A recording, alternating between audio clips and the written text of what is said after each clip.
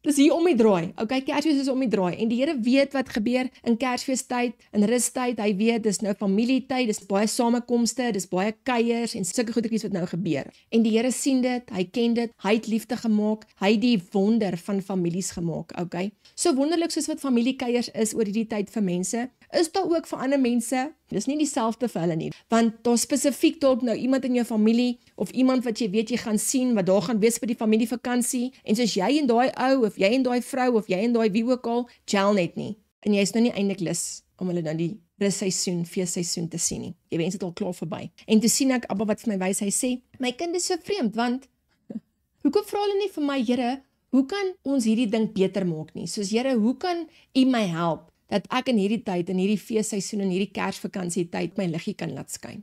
Julle weet daai liggie, soos die liedjie sê, this little light of mine